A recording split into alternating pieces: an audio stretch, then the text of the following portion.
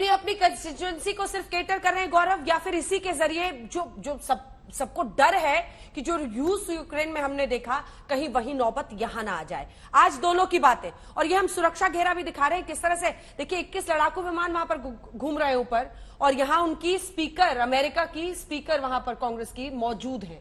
इन सब के मद्देनजर जो टकराव, जो तनाव अमेरिका और चीन के बीच में इस वक्त है, उस पर आपका टेक। देखिए इस समय स्थिति बहुत ही गंभीर है। गंभीर क्यों? क्योंकि एयर डिफेंस आइडेंटिफिकेशन जोन को वायलेट करते हुए चीन ने अपने लड़ाकू विमान, अपने इलेक्ट्रॉनिक वॉरफेयर के विमान और अपने एडवांस अर्ली वार्निंग विमान, ये सभी तरह के विमान भेजे। ये एक बात। दूसरी बात, 4 तारीख शाम से रविवार शाम तक एक सैन्याभ्यास चीन करेगा जिसमें उनकी पनडुब्बियां, उनकी मिसाइलें, उनके लड़ाकू विमान, उनके जहाज सब इन्वॉल्व होंगे और ताइवान को चारों तरफ से घेर लेंगे। उत्तर, दक्षिण, पूरब, पश्चिम, नॉर्थ ईस्ट और नॉर्थ वेस्ट, और उनके कोस्टल वाटर में भी आ सकते हैं, टेरिटोरियल वाटर में आ सकते हैं। यह बहुत बड़ी बात है। चीन उकसाने की साजिश रचेगा, उकसाने की कोशिश करेगा। और अब से करीब 10-15 मिनट में जब राष्ट्रपति ताइवान की साई इंग-वेन और स्पीकर नैन्सी पेलोसी एक साथ फिर आएंगी तो वो इसका भी जवाब देंगी कि विस्तारवादी देशों से प्रजातंत्र डरते नहीं है। इससे चीन की बौखलाहट, अंजना, और बढ़ सकती है। ठीक, आधे घंटे बाद प्रेस कॉन्फ्रेंस की संभावना है, और उस वक्त क्या दोनों कहते हैं इस पर सबकी नजर है। दीपक वोरा साहब, आपसे मेरा सवाल यही है कि अमेरिका और जो बाइडेन क्या सिर्फ अपने देश के अंदर की राजनीतिक परिस्थितियों के लिए इसका इस्तेमाल करेंगे, या फिर यह भी समझना पड़ेगा, या उन्होंने सही से फैक्टर इन किया है कि 21 लड़ाकू विमान के जरिए टारगेटेड अटैक करेंगे शी जिनपिंग, क्योंकि उन्हें भी तीसरी बार सत्ता में लौटना है। शी जिनपिंग भी ये दिखाना चाहेंगे कि वो ताकतवर हैं, और अमेरिका ने जो ये ब्रवाडो या फिर एक ताकत दिखाने की कोशिश की है ऐसे वक्त पर वहां पर पेलोसी को भेजकर, उसके खिलाफ उनके पास जवाब है।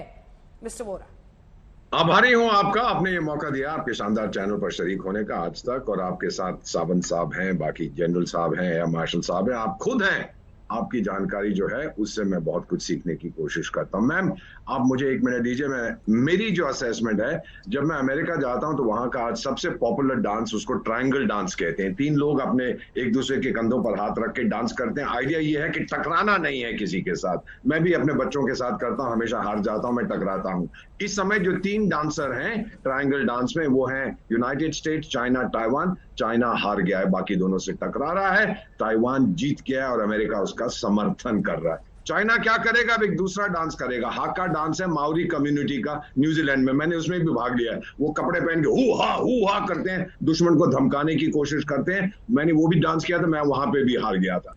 अब क्या हो रहा है मैम? ताइवान एक सॉवरेंटी इशू चाइना बताने की कोशिश कर रहा है। Taiwan is not an existential threat for China.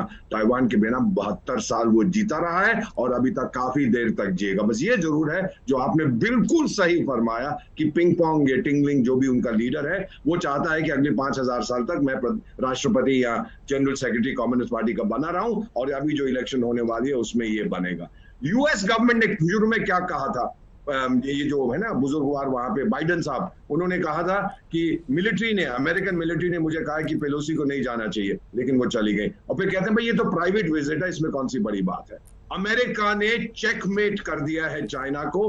Ping pong, क्षमा कीजिए जो भी उसका नाम है, बौखला गया है, उसको मालूम नहीं क्या करना है। फाइनली सावंत साहब, आप मुझसे ज्यादा जानकार हैं, क्या पीएलए इतनी शक्तिशाली है? जनरल साहब 2 साल पहले आपने उनके दांत खट्टे किए थे, और उसके 6 महीने के बाद जनवरी पिछले साल चाइना ने 40% सैलरीज अपने सोल्जर्स की बढ़ा दी थी, क्योंकि वो छोड़ के भाग रहे थे कि हम लड़ना नहीं चाहते। ये देश है, ये मुकाबला करेगा दुनिया का। मैं भी वन चाइना पॉलिसी को सपोर्ट करता हूं, लेकिन वो नॉन कम्युनिस्ट डेमोक्रेटिक चाइना होना चाहिए। पूरी दुनिया उसको सपोर्ट। ट्रायंगल डांस कहां का था दीपक वोरा साहब? यूनाइटेड स्टेट्स का। यूनाइटेड स्टेट्स का? अब गूगल करिए, बहुत बड़ा माहिर है यूनाइटेड स्टेट्स।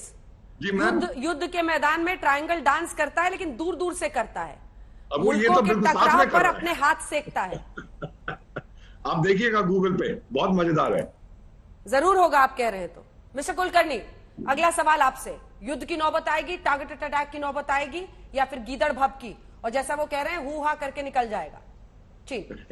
अंजना जी धन्यवाद। ये हु हा करके ही निकल जाएगा। अगर आप पुराना इनका इतिहास देखें, तीनों ताइवान स्ट्रेट क्राइसिस आप अजमा करके देखें, इस वक्त जरूर चीन जो है मिलिटरीली स्ट्रांग होगा, बट डिप्लोमेटिकली बैकफुट पर है, इकोनॉमिकली बैकफुट पर है, सोशली बैकफुट पर है। तो ऐसे हालात में जब चीन का खुद जो स्टैंडिंग है इंटरनेशनल वो गिरा हुआ है, मुझे नहीं लगता चीन कुछ कर पाएगा, ना चीन करना चाहेगा।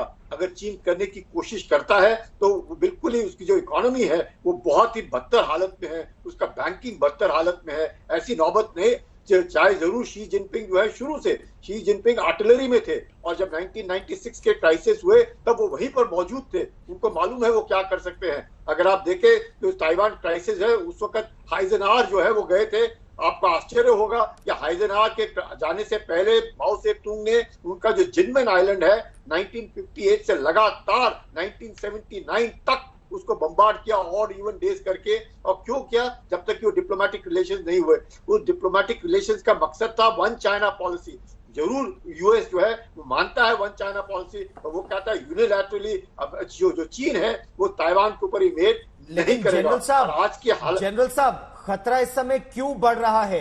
क्योंकि कहा यह जा रहा है कि जो टाइमलाइन थी रीयूनिफिकेशन की, चाइना के राष्ट्रपति Xi Jinping, ambassador Vora ping pong ping जिस तरह कह रहे हैं, वो क्या इस रीयूनिफिकेशन की टाइमलाइन को अब और सिकोड़ने की कोशिश करेंगे? और एयर मार्शल श्रीवास्तव, आपसे यह जानना चाहेंगे, ये जो 21 लड़ाकू विमान, अर्ली वार्निंग विमान, एडवांस्ड अर्ली वार्निंग और इलेक्ट्रॉनिक इंटेलिजेंस के जो विमान है, उनको भेजकर क्या संकेत दे रहा था चीन? चीन का अभी जो अमेरिका ने ये जरूर साबित कर दिया है कि पावर प्रोजेक्शन जहां तक करना है अपने अमेरिकन सिटीजन्स को, चाहे वो नैन्सी पेलोसी हो, उनको वो बचा करके ग्लोब में किसी भी पार्ट में जा सकते हैं। और चाइना जो उनका डिक्लेयर्ड एडवर्सरी नंबर 1 है, उसको वो कन्फ्रंट कर सकते हैं और राइट ऑफ वे रखेंगे।